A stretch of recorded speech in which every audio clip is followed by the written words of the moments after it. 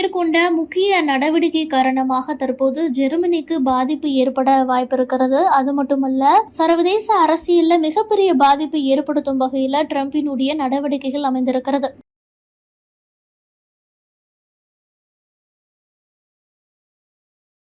Trump இரண்டாவது முறையாக அமெரிக்க அதிபராக பதவியேற்றது முதல் வர்த்தகம், குடியுரிமை உள்ளிட்ட விவகாரங்கள்ல பல்வேறு அதிரடி நடவடிக்கைகளை எடுத்து வருகிறார். அந்த வகையில இந்தியா, சீனா, ஐரோப்பிய ஒன்றிய நாடுகள் அமெரிக்கா பொருள்களுக்கு அதிக வரி விதிப்பதாக ட்ரம்ப் விமர்சித்து வந்தார். மேலும் பரஸ்பர வரி விதிப்பு என்னும் பெயரில் ஒவ்வொரு நாட்டுக்கும் தனித்தனியாக வெவ்வேறு விகிதத்தில் வரி விதிப்பை அறிவிப்பது சம்பந்தப்பட்ட நாட்டினுடைய எதிர்வினையை பொறுத்து அதை மாற்றுவது என குழப்பம் விளைவித்து வருகிறார் ட்ரம்ப். பல்வேறு நாடுகளிலிருந்து இறக்குமதி செய்யப்படும் அலுமினிய பொருட்களுக்கு அமெரிக்க அரசு அதிக வரி விதித்திருக்கும் நிலையில சர்வதேச அளவிலான வர்த்தக போர் உருவாகும் அபாயம் தற்போது ஏற்பட்டிருக்கு. அமெரிக்காவினுடைய நலனை மட்டும் மையமாக கொண்டு ட்ரம்ப் எடுத்து வரும் இந்த நடவடிக்கைகள் காரணமா பல்வேறு பின்விளைவுகளை ஏற்படுத்தும் என்றும் அச்சமும் எழுந்திருக்கிறது. இதுல ஜெர்மனியும் பாதிக்கக்கூடும் என்றும் சொல்லப்படுகிறது. தன்னுடைய வரி விதிப்புகள் மூலமா உலகையே கதிகலங்க செய்து கொண்டிருக்கிறார். கனடா, மெக்சிகோ போன்ற நாடுகள் வரி விதிப்பால் பரபரப்பாகி வரும் இந்த நிலையில தற்போது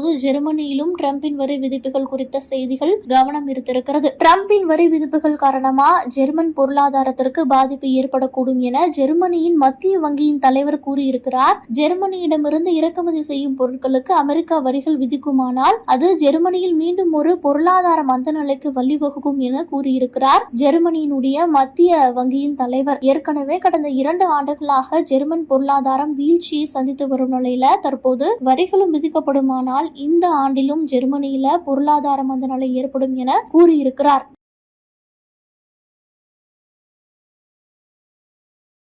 இந்த ஒரு போட்டோவை கடந்த சில நாட்களாகவே சமூக வலைதளங்கள்ல நம்ம பார்த்துட்டு இருக்கிறோம். கனடா நாட்டினுடைய பிரதமராக 2015 பதவி வகித்து வந்தவர் ஜஸ்டின் ட்ரூடோ. இந்த ஆண்டு இறுதியில் நடைபெற உள்ள நாடாளுமன்ற தேர்தலை ஒட்டி தனது பதவியை ராஜினாமா செய்திருந்தார். அந்த வகையில் புதிய பிரதமராக மார்க் கார்னி தேர்வு செய்யப்பட்டதை தொடர்ந்து ஜஸ்டின் ட்ரூடோ நாடாளுமன்றத்தை விட்டு வெளியேறினார். அப்போது கையோடு நாற்காலியை தூக்கி சென்றிருக்கிறார். இந்த ஒரு புகைப்படம் தான் சமூக வலைதளங்கள்ல வைரலாகி இருக்கு. கனடாவில் 1 மாதத்துக்கு மேலாக நடந்த பலகட்ட ஆலோசனைகளை தொடர்ந்து புதிய பிரதமராக லிபரல் கட்சியின் தலைவரும் இங்கிலாந்து மற்றும் கனடா மத்திய வங்கியின் முன்னாள் தலைவர் மார்க் கார்னி கடந்த 9ஆம் தேதி தேர்வு செய்யப்பட்டார். இந்த நிலையில் கடந்த சில தினங்களுக்கு முன்பாக லிபரல் கட்சியின் சார்பில் முன்னாள் பிரதமர் ஜஸ்டின் ட்ரூடோவுக்கு பிரிவு உபச்சார விழா நடத்தப்பட்டது. அப்போது ஜஸ்டின் ட்ரூடோ உரையாற்றுகையில் கனடா அமெரிக்காவிடமிருந்து ஒரு சவாலை எதிர்கொண்டிருக்கிறது. கடந்த 10 ஆண்டுகளாக சவால்கள், நெருக்கடிகள் என தொடர்ந்து கனடியர்கள் மீது தாக்குதல் நடத்தப்பட்டு வந்தது. ஆனால் ஒவ்வொரு நெருக்கடியிலும் கனடியர்கள் தாங்கள் யார் என்பதை காட்டியிருக்கிறார்கள். நாம் ஒருங்கிணைந்து ஒருவருக்கொருவர் ஆதரவாக நின்றிருக்கிறோம். ஒவ்வொரு முறையும் நாம் இன்னும் வலுவாகவும் இருந்திருக்கிறோம். இப்போது நாம் அண்டை நாட்டின் சவாலை, பொருளாதார நெருக்கடியை எதிர்கொள்ளும் போதும் நாம்